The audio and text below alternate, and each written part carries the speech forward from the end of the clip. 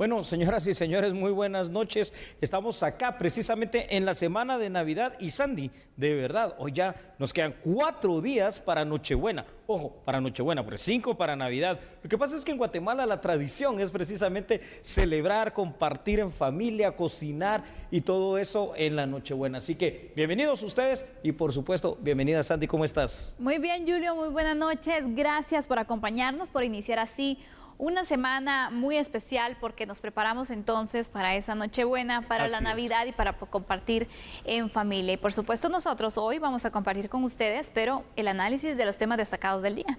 Correcto, y vamos a empezar con uno que lamentablemente no trae nada de alegría, sino que al contrario, ¿no? Ha creado realmente por muchos años una gran situación lamentable en cuanto a la pérdida de vidas. Es ese conflicto allá entre Nahualá y Ixtahuacán, estado de sitio. Así es, lo hemos analizado sobre la necesidad también que las fuerzas de seguridad se puedan establecer. Ahora se hará por medio de un estado de sitio. Así que comenzamos con este análisis. Muy bien.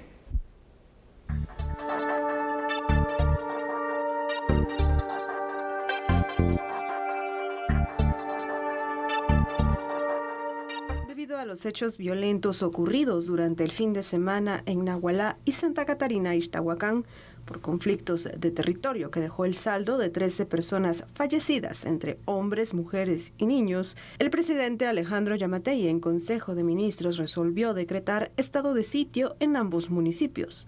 El secretario de Comunicación Social de la Presidencia, Kevin López, dio el anuncio por medio de una conferencia de prensa. Se comunica y se hace saber a la población que atendiendo al llamado urgente, a la convocatoria del presidente Alejandro Yamatei en Consejo de Ministros, se declara estado de sitio en Nahualá, Santa Catarina, Ixtahuacán, del departamento de Sololá, de la República de Guatemala. Este estado de sitio tendrá un plazo de 30 días de vigencia. La vigencia es inmediata. Pablo Castillo, vocero del Ministerio de Gobernación, también dio a conocer la manera en que la Policía Nacional Civil apoyará durante el tiempo que esté vigente el decreto, con el trabajo de más de 2.000 agentes operativos de control, seguridad y de investigación criminal. El Ministerio de Gobernación se suma a este contundente rechazo y repudio a los lamentables hechos ocurridos en el departamento de Sololá, que le cuesta la vida a 13 guatemaltecos. 13 guatemaltecos entre niños, mujeres y hombres, y un agente de la Policía Nacional Civil que fue cobardemente atacado por un grupo armado de crimen organizado que opera en este sector entre Santa Catarina, Ixtahuacán y Nahualá del departamento de Sololá.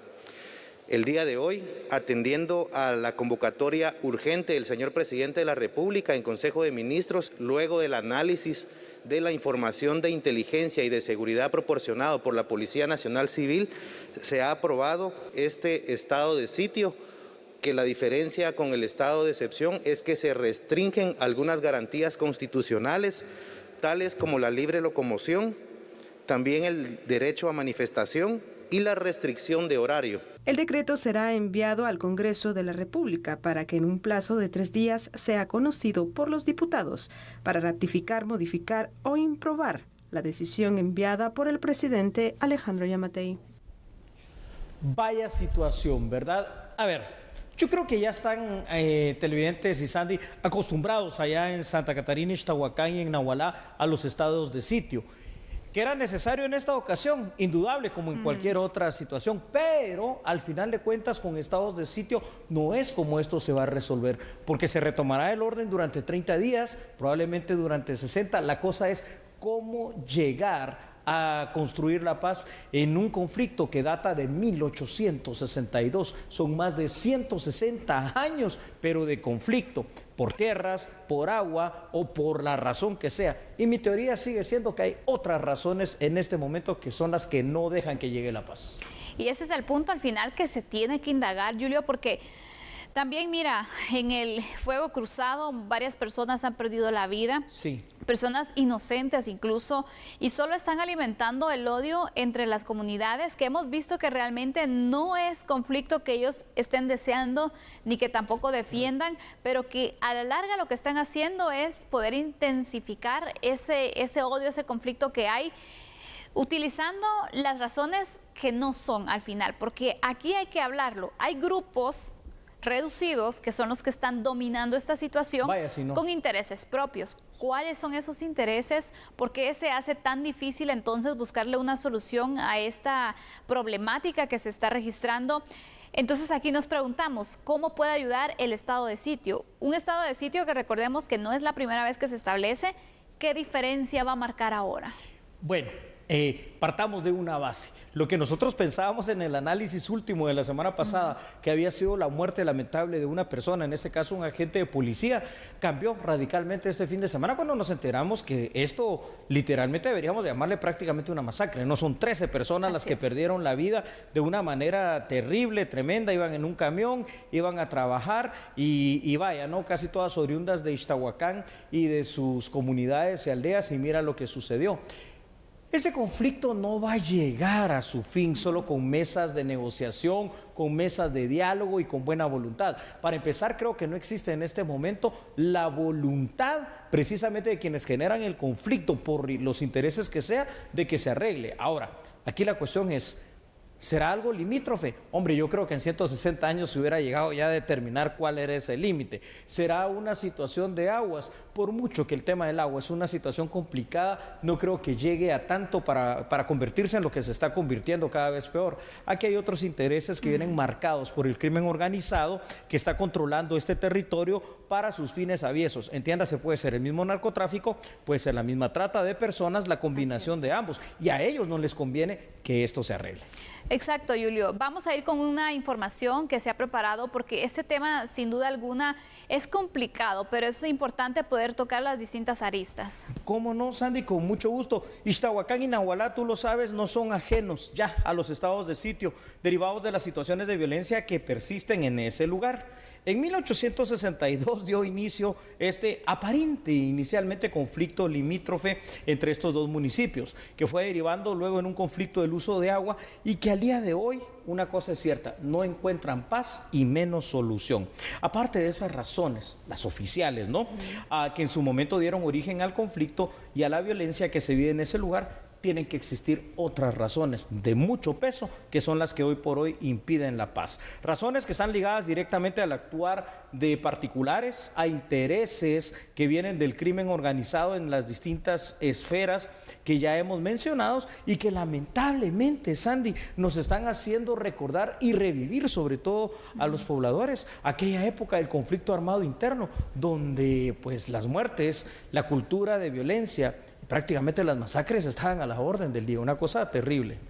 Sí, la verdad que sí, Julio. Mira, aquí es de buscar también estrategias para poder llevar esa paz que tanta falta hace, porque tampoco se vale que pase de año en año, de administración en administración y solo se esté entonces cambiando de autoridades y va a seguir el conflicto. Aquí es de buscar ya una solución concreta y definitiva y una de esas va a ser las investigaciones que también se puedan llevar a cabo sobre el trasfondo de este conflicto. ¿Realmente es un tema de tierras?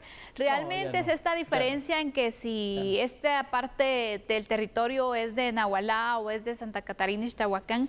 ¿O qué hay ahí? Porque, y también ahí empezar a sancionar, Julio, a quienes han hecho de este conflicto algo de verdad, un establecimiento de violencia permanente en este lugar y que también ha acabado con las vidas, porque varias personas han perdido la vida y no hay una justicia para ellos ni para sus familias que están pues ahí lamentando y sufriendo las consecuencias, pero tampoco reciben algún tipo de justicia y decir, bueno, aquí se puede marcar ya un precedente. Se siguen muriendo personas y quedan en la impunidad de esas muertes. Absolutamente. Este es un conflicto tan añejo que tampoco se va a resolver de estado de sitio en estado de sitio. No. Es decir, me quiero explicar. ¿Se necesita ahorita para retomar el control? Sí. Es un estado de prevención. Es un estado de prevención. Ahora, ¿cuál es la situación, verdad, Sandy? Cuando termine esta situación, va a volver a pasar lo mismo. Entonces, tampoco es que pueden vivir en estado de prevención permanente. O tal vez sí. o en estado de sitio permanente, tal vez sí. ¿Cómo y de qué manera? Un poquito con lo que hemos hablado en otros análisis. Ya en ese momento, en ese lugar específicamente limítrofe entre Ixtahuacán y Nahualá, se necesita poner allí un destacamento militar y se necesita lo que vimos ahorita en las imágenes. Este fin de semana hubo que movilizar a aproximadamente 600 agentes de la PNC para establecer ese control, pero solo así vas a tener realmente el control territorial de esto. Ahora, ¿por cuánto tiempo tiene que ser? Esto no va a ser de un mes, no va a ser de 2 meses, esto va a ser una situación permanente, 1, 2, quizá 3, 5 años, hasta que las situaciones lleguen a lo que tú dijiste, establecer mediante la investigación quién o quiénes son los líderes negativos que quieren vivir del conflicto y el por qué, y que estén tras las rejas. Exacto, Julio. La verdad es de que el estado de sitio puede marcar pues algún punto favorable en cuanto a que se va a tener el desplazamiento a las fuerzas de seguridad, pero también buscar entonces la permanencia de estas fuerzas de seguridad. Hablábamos la semana pasada sobre la combinación del ejército, la Policía Nacional Civil, necesario. porque si el Estado no está presente en estas comunidades, va a pasar lo que por años ha estado imperando, y es que se tiene la ausencia total del Estado, y por eso es que los pobladores han tomado el control de una forma negativa. En este caso es una anomia a medias, pero anomia al final de cuentas, porque hay presencia de la policía, pero no alcanza para poder controlar toda esta situación. Ya hasta policías han perdido la vida, Julio. Y lo vimos precisamente. ¿Por qué? Porque ya no hay respeto por la vida, por la autoridad, por nadie. Vamos con otros datos, por favor, para que usted pueda verlos allí en pantalla. Y es que, Sandy, pasa lo siguiente: durante los próximos 30 días, a través de esta imposición y eventual, porque creo que sí se va a ratificar,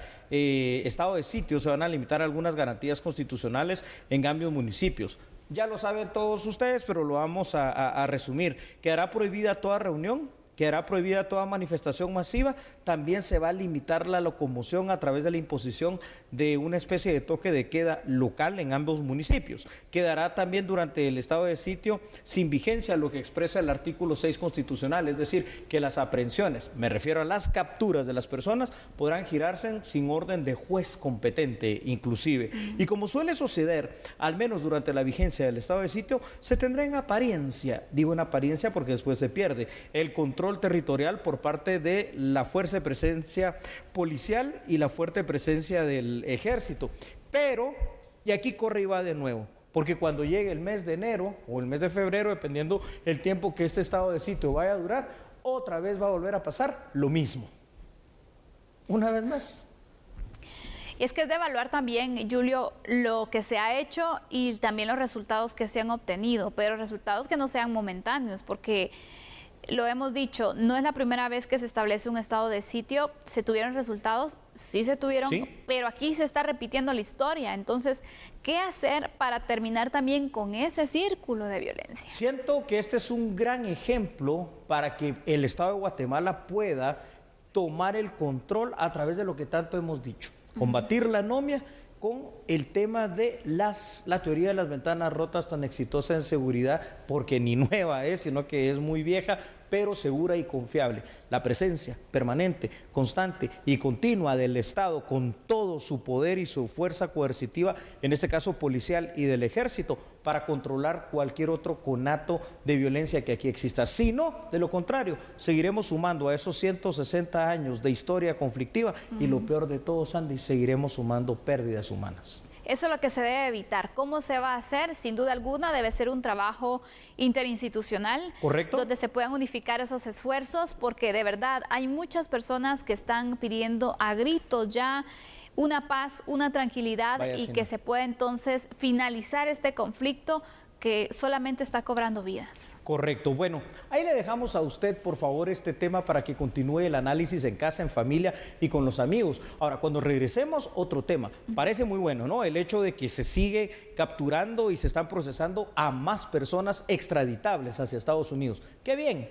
Pero también eso es malo, porque significa entonces que el actuar del narco está cada vez más fuerte en nuestro país. Vamos a analizar este tema cuando regresemos. Usted, por favor, no le cambie.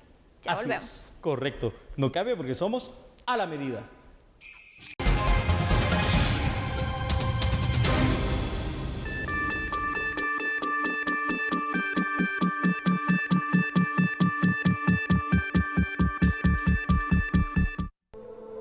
Mario Antonio Espinosa Jiménez, de 57 años, es la persona capturada en la zona 1 de Villanueva.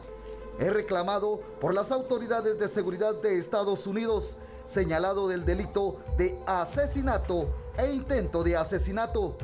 Según autoridades, en lo que va del presente año suman 67 los capturados con fines de extradición. Él fue detenido en mediaciones de la Cuarta Calle, 1-40, zona 1 del municipio de Villanueva, en un bar que se ubica en ese lugar. Se trata de Marco Antonio Espinosa Jiménez, de 57 años de edad. Este individuo pues fue detenido por la orden de captura que pesa en su contra, ya que es reclamado por las autoridades del estado de Washington de los Estados Unidos de Norteamérica. Estadísticas de la Policía Nacional Civil indican que de los 67 extraditables capturados a la fecha, 55 son por temas de narcotráfico.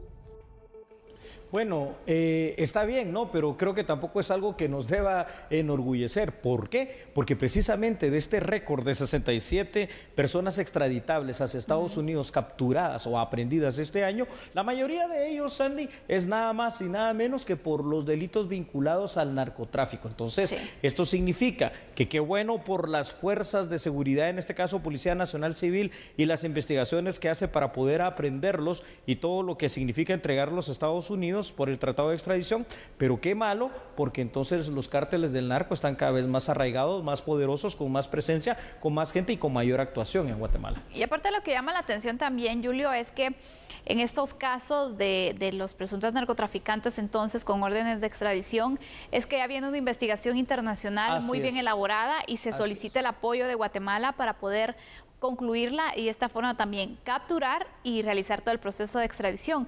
Pero lo que llama la atención es que como Guatemala no puede iniciar esos procesos de investigación también, tiene que esperar a que le traigan el expediente para poder continuar con la investigación también. Una cosa muy interesante de lo que estás diciendo es precisamente eso, es decir, estas investigaciones no han surgido aquí en Guatemala, han surgido en Estados Unidos por delitos federales cometidos en territorio estadounidense, así sea el tráfico de estupefacientes o el lavado de dinero o cualquier otro. Entonces ya cuando vienen las órdenes de extradición de estas personas, viene toda la investigación correspondiente con las pruebas pertinentes y haciendo uso de ese tratado de extradición que apenas tenemos signado con 7 países, entre ellos Estados Unidos, pues esta gente ya directamente cuando finaliza el proceso diplomático y legal aquí en Guatemala, va a enfrentar la justicia norteamericana, pues prácticamente y seguramente para enfrentar una sentencia que va a ser un fallo condenatorio, por lo mismo, ¿no? Que esto no es casualidad ni es así nomás. Entonces uno se pregunta, qué bien por la fuerza estadounidense, qué bien por la colaboración con Interpol de Guatemala, pero ¿y qué pasa con la investigación aquí interna? Nosotros nos estamos quedando como que un poquito atrás en ese sentido. Sí, la verdad que sí, es de ir reforzando también esas materias porque vemos entonces que no es cualquier persona que es investigada, sino que también normalmente son líderes de cárteles importantes, con conexiones también internacionales, que son personas de verdad de gran peso, que son solicitadas por las fuerzas o por las autoridades norteamericanas en estos casos. Está bien que apoyen entonces, porque tal vez la investigación no se da abasto en cuanto a estos casos, hay que fortalecerlo, también hay que apoyarlo financieramente para poder entonces expandir esas mismas investigaciones, pero otra cosa también que va marcando ciertas debilidades, Julio, es que bueno, viene el expediente por parte de Estados Unidos, Guatemala apoya y también realiza sus esfuerzos porque hay que hablar lo que es en cuanto a las capturas que se logran y se hacen efectivas, hay un buen trabajo. Un punto a favor. Pero también es reforzar los lugares donde estas personas están esperando mientras se da la extradición, porque hace poco se fugó a alguien que tenía la orden de extradición, que el proceso estaba pendiente, y se fue de la forma más cínica posible, de una forma más fácil. Ustedes vieron aquí el caso. Se logró recapturar, pero no es el chiste que se estén fugando así y porque se evidencia la corrupción que existe en el sistema. Exactamente, entonces es un sistema muy permeable, ¿no? Dado a la corrupción y vaya, como tú dices, afortunadamente alias El Patojo logró ser recapturado, pero pudo no haber pasado. Entonces, esta es una situación grave, así como grave debe ser el hecho que tenemos que darnos cuenta del actuar cada vez más grande y más fuerte de los distintos cárteles del narco narco aquí en nuestro país, lo cual, hombre, yo diría que el país que más debería de apoyarnos en el combate y la lucha contra este flagelo criminal tiene que ser Estados Unidos, por una simple razón: es el gran destino hacia donde viaja la droga, y nosotros, por esa posición que tenemos estratégica, es que aquí somos ese país de paso, ese puente. Lamentablemente nos han hecho también un país de consumo, y por supuesto, como esto se trata de un negocio ilícito demasiado grande, el más grande a nivel mundial, entonces también es un país que produce droga, entre comillas, de origen natural, pero por sobre todo la droga sintética. Qué cosa más terrible lo que nos toca a nosotros vivir en medio de una lucha que no es nuestra. Exactamente. Vamos con datos, Julio, ¿te parece? Con mucho gusto, Sandy. Vamos a ver entonces los datos gracias a nuestra producción. Y es que escuchen por favor ustedes, la extradición es el acto por el cual el Estado guatemalteco entrega, de acuerdo a un tratado vigente, a un individuo a un Estado que lo reclama con el objeto de someterlo a un proceso penal o para el cumplimiento de una sentencia. El proceso de extradición, hay que decirlo, es largo, pues en primer lugar deben llenarse los requisitos legales y diplomáticos para poder admitir la solicitud de extradición.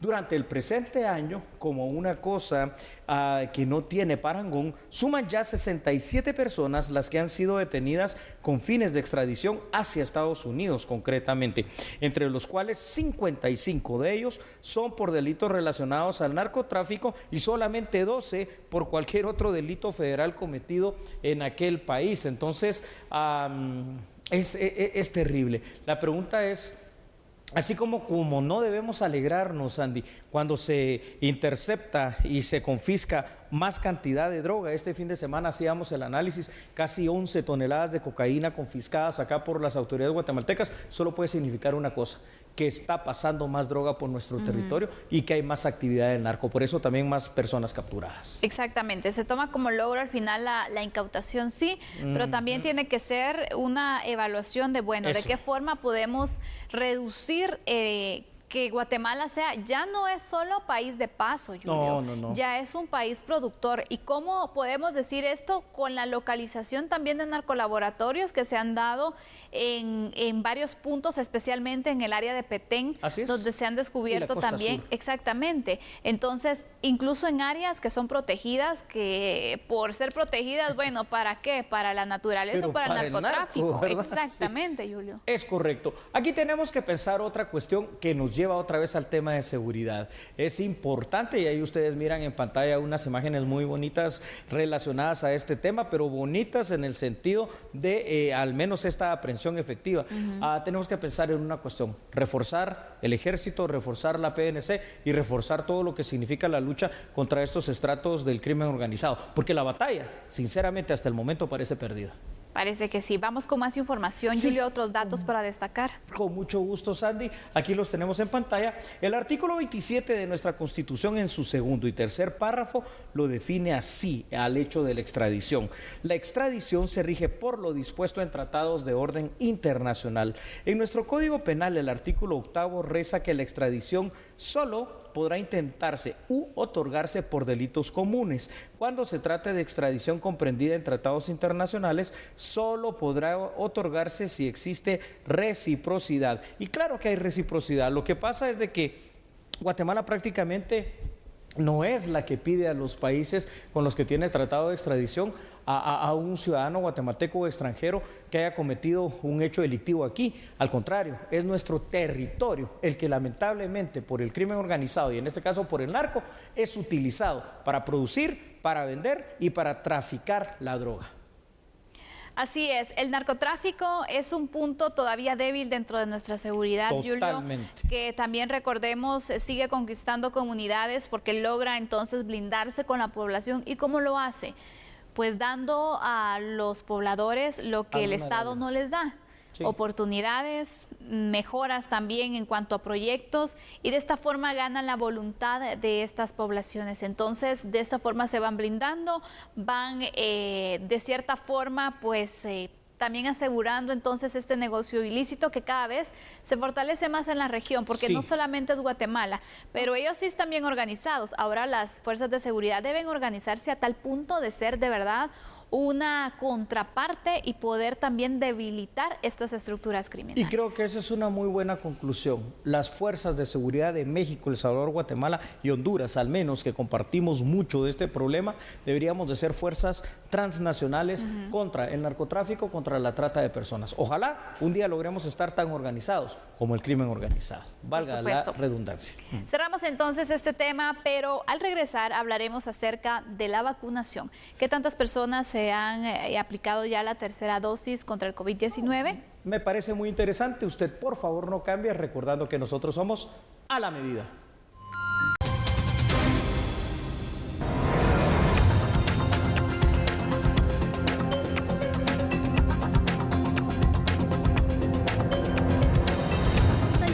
.687 personas ya recibieron la dosis de refuerzo contra el COVID-19, según información del Ministerio de Salud Pública y Asistencia Social. Este lunes se aplicaron 2.988 dosis en todo el país.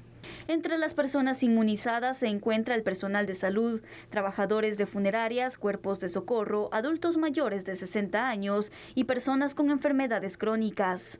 La dosis de refuerzo se ha aplicado a personal de diferentes centros asistenciales, como el Hospital Temporal de Petén, Temporal de Quetzaltenango, Nacional de San Marcos, también en el Hospital de Cuilapa Santa Rosa, Hospital Regional de Huehuetenango, Regional de Occidente, Hospital Roosevelt, Hospital General San Juan de Dios, Nacional de Jalapa, en el Hospital Fray Bartolomé de las Casas y La Tinta en Alta Verapaz.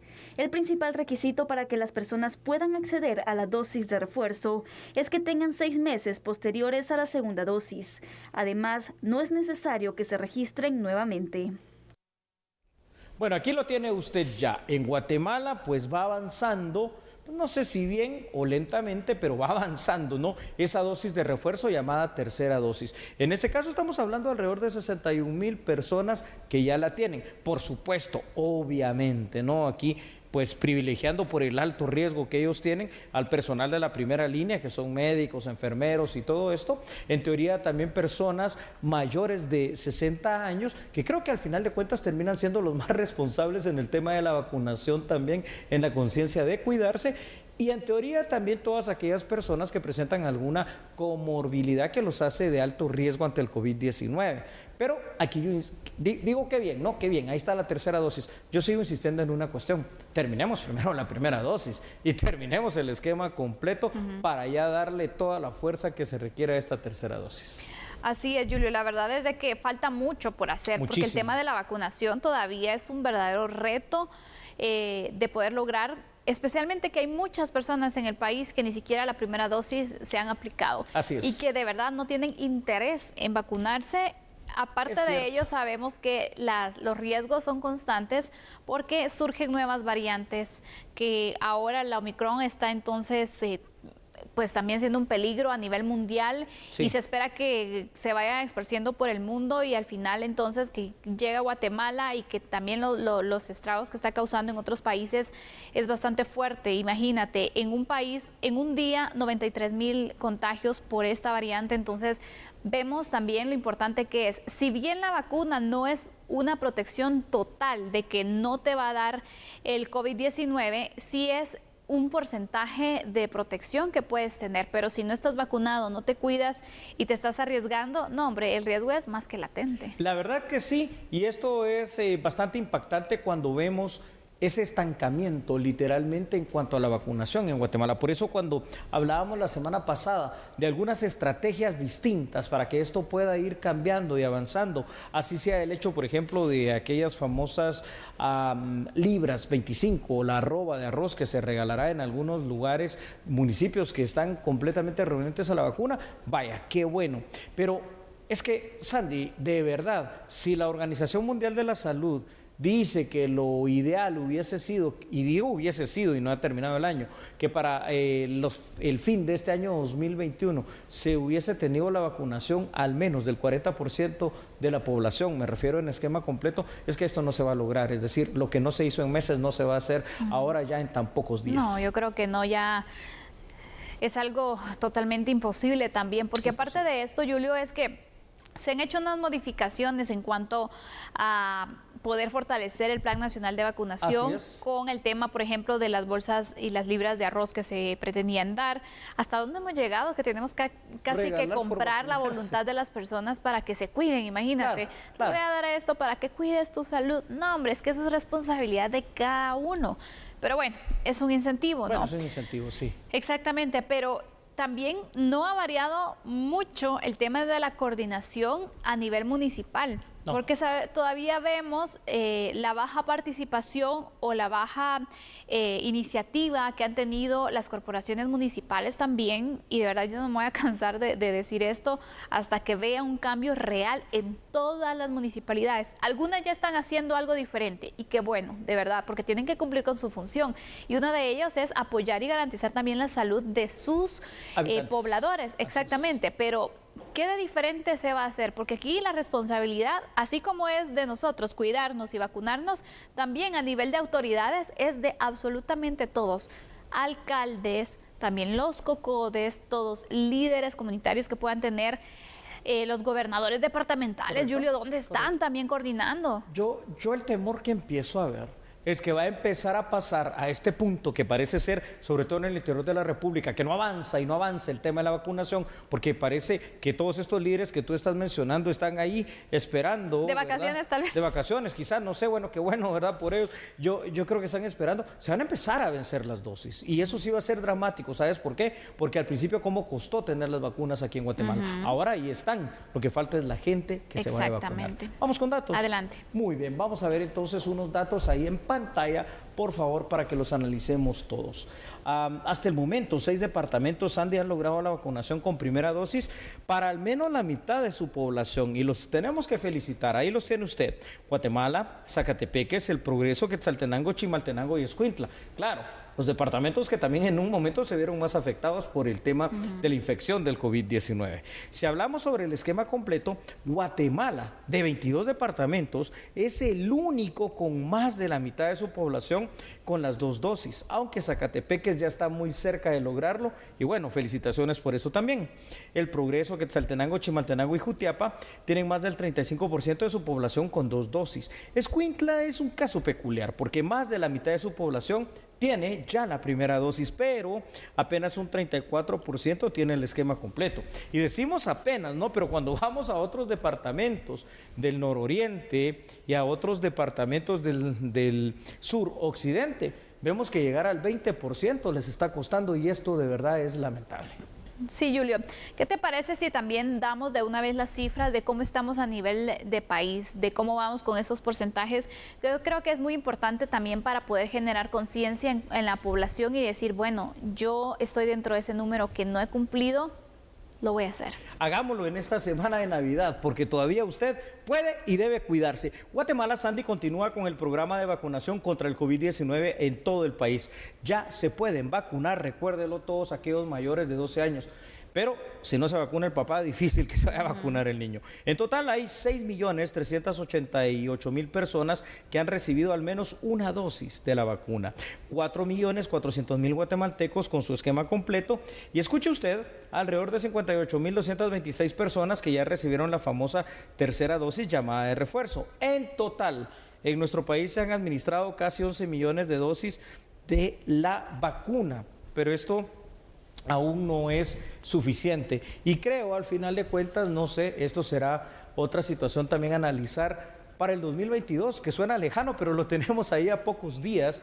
¿Cuál fue el resultado de esa aprobación de los esquemas legales en el Congreso que iban a permitir que esto se acelerara? Porque ese acelerar no lo hemos visto, ¿no? Entonces, ¿dónde fallaron? ¿Cuáles estrategias no se hicieron? Lo que tú decías, las autoridades locales y bueno, ¿qué es lo que faltó? Pero lo que faltó, hagámoslo ya diferente, de verdad, porque si no, el 2022 seguiremos hablando de lo mismo. Mira, la verdad, Julio, es que en este tema de la vacunación nacional, desde el inicio hemos estado a prueba y error. Y porque mucho error, lo hablamos, sí, y lo hablábamos, que cuando se iba a iniciar con la vacunación no se sabía claramente cómo se iba a hacer el proceso. Correcto, así es. Entonces, desde ahí vemos que había un desorden. Información, o sea, yo sé que, digamos, acá en TN23 ha habido una responsabilidad social bien grande, hablando de este tema, a ver, sin querer sin quererlo hemos aprendido tanto del COVID porque es un tema cotidiano, sin quererlo hemos hablado tanto y tanto investigando sobre esa situación, pero eso no es suficiente, el esfuerzo lo hacemos nosotros. Ahora, ¿qué hace, digamos, primero, Ministerio de Salud? ¿Qué hace las gobernaciones departamentales? Estoy de acuerdo. ¿Y qué hace el poder local? ¿Para qué se supone que están tantos líderes de Comudes, de Codedes y de todo lo que exista, las mismas iglesias, para venir e incentivar y decir y hacer reflexionar a la gente sobre la importancia o no de la inmunización contra el COVID-19? Pues parece ser, por los resultados, que no es mucho lo que se está haciendo, o al menos no se está haciendo bien entonces. Así es, recordemos también dentro de cada plan debe existir esa evaluación y poder ajustar entonces lo que no nos ha salido bien, porque no significa de que la persona que creó el plan de vacunación, que está entonces con la logística, sea una persona perfecta en donde esta persona dijo este método funciona y va a funcionar. Somos seres humanos, pero el punto es de que si viendo que no se ha tenido entonces un mayor resultado, se sigue haciendo lo mismo, ahí sí está el regaño. Sí, porque el monitoreo y evaluación es algo que en la cooperación internacional se hace y se ve claramente para ir corrigiendo, y sobre todo el tema de la evaluación de desempeño y resultados para seguir invirtiendo, y digamos, replantear también. Y te lo replanteas para que se logren los objetivos, porque al final de cuentas de eso se trata. Entonces, si se hace a nivel de la cooperación internacional, yo creo que es importante que lo hagamos a nivel de nosotros, a nivel de país. Y también yo creo que hay que preguntarnos algo, ¿no? ¿Qué es lo que ha faltado en lo personal, en lo individual, en casa? ¿Ha faltado tiempo? ¿Ha faltado voluntad? ¿Usted tiene todavía miedo con el tema de la vacuna? Bueno, si todavía lo tiene, que puede ser comprensible, no le decimos que no, pues este es el momento de documentarse sobre los pros y los contras y sobre los beneficios o no que pueda haber con esta vacuna. Pero mire, si la cuestión es de que quien se ponía la vacuna se iba a morir, hombre, es que ya se hubiera muerto la mitad de la población al menos. Nosotros, por ejemplo. Bueno, ya no estuviéramos aquí, ¿verdad? Y aquí estamos, la verdad. Sí, mira, Julio, esta época es una época de reflexionar, es una época de replantear los objetivos y sin duda alguna la salud debe ser uno. De decir, bueno, ¿qué es lo que realmente a mí me ha hecho no quererme vacunar? ¿Con fundamento? ¿O porque alguien me dijo y esa persona no es...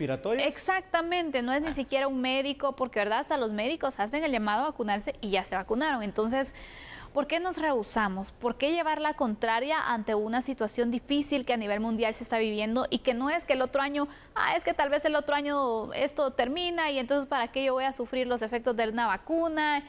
No, de verdad, todavía no hay esperanza que esta pandemia se termine, Julio. Yo concluyo con una reflexión.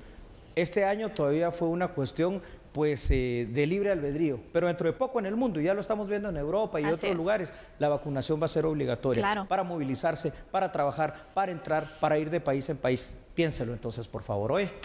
Bueno, vamos finalizando la parte de análisis de A la Medida. Vamos a regresar con otras noticias, siempre lo invitamos a seguir con nosotros. Así es, entonces no cambie ni se mueva de su lugar porque sabe que somos A la Medida.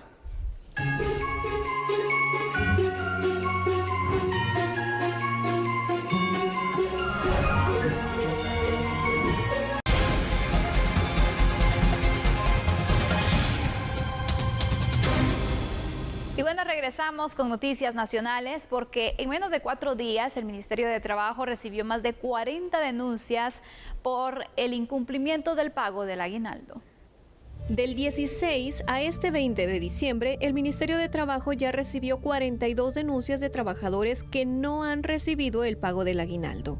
El 15 de diciembre se venció el plazo para el pago de la primera parte del aguinaldo.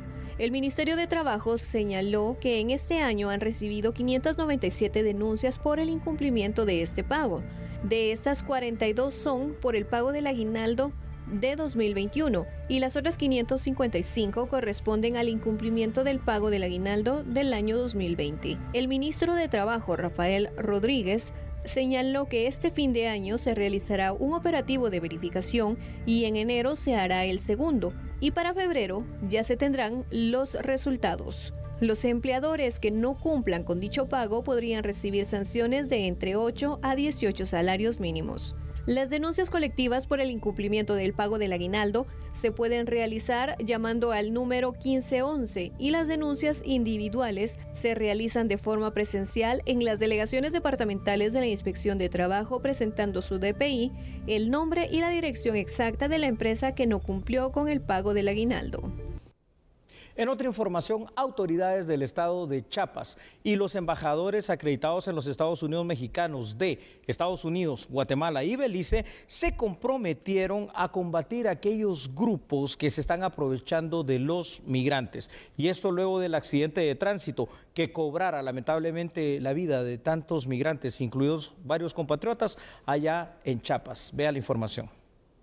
De acuerdo a los representantes del gobierno mexicano, muy pronto se dará con los responsables de la tragedia que ha enlutado a un buen número de familias. Y que hoy que estamos sumando fuerzas con las embajadas de los países de Norteamérica y de Centroamérica, estoy seguro que pronto van a haber respuesta contra estos delincuentes que provocaron este siniestro que cobró la vida de 56 personas y que dejó lesionados a más de 114 para ser en números exactos. Por ejemplo, hablando con los migrantes heridos en el hospital, ahí se ve con los ojos de uno el sufrimiento de la gente que venía de lugares pobres de Guatemala, que los engañaron para ponernos en este camino tan difícil, ¿no?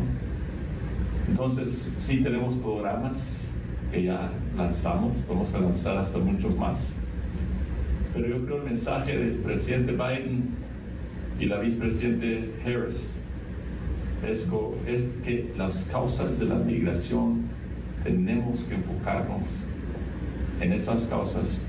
Hay un grupo binacional de trabajo que se reúne a partir de la semana pasada todos los lunes, que involucra a todas las agencias de nuestras naciones involucradas, y ahí estamos trabajando precisamente en determinar cuáles serán los siguientes pasos después de este grupo de acción inmediata que está emprendiendo ahorita las capturas pronto. La Oficina de Aduanas y Protección Fronteriza de los Estados Unidos dio a conocer el número de guatemaltecos que han sido detenidos en noviembre en la frontera sur con México. En el segundo mes del año fiscal 2022, CBP reportó la captura de 173.620 migrantes. De esa cifra, 20.342 son guatemaltecos, es decir, que diariamente fueron aprehendidos un promedio de 678 compatriotas. La cantidad de connacionales arrestados superan 975, a lo que se tuvo en octubre, que fueron 19.367. Por aparte, solo en noviembre se atendieron a 6.018 niñas, niños y adolescentes guatemaltecos no acompañados, es decir, que llegaron sin la compañía de un adulto. Este grupo mostró un aumento del 19% comparado al mes pasado. El total de aprehensiones de guatemaltecos de enero a noviembre de este año es de 290.675, según lo reporta el portal electrónico de CBP. Escuche esta noticia, por favor. 75 adultos mayores serán contratados por el Ministerio de Cultura y Deportes para realizar distintas labores. La convocatoria apenas va a durar 3 días, así que por favor, infórmese de la misma. Los Ministerios de Cultura y Trabajo habilitaron varios kioscos de empleo para adultos mayores, en los cuales recolectarán las papelerías de los interesados y a mediados de febrero comenzarán a laborar. Nace del Ministerio de Trabajo. El señor ministro nos convocó a una reunión donde nos decía la necesidad que teníamos de apoyar entre ministerios, y también en la instrucción del señor presidente de la República, que es ser mucho más consciente con la sociedad y poder apoyarlo. Ahí nace realmente el proyecto, y los kioscos buscan apoyar a personas mayores que les vamos a generar un trabajo, pero vamos a ser dentro de nuestras plazas, dentro de nuestros parques, museos y centros culturales. Ahí es donde les vamos a dar trabajo a partir del año entrante. Ahorita están ellos llenando su información, por ejemplo, personas que vinieron sin su información personal, un currículum o algo, nosotros se los estamos llenando para poder tener la información de ellos. Tuvimos la oportunidad de platicar con una asociación de exbomberos ellos estaban anuentes porque querían emplearse y poner sus servicios.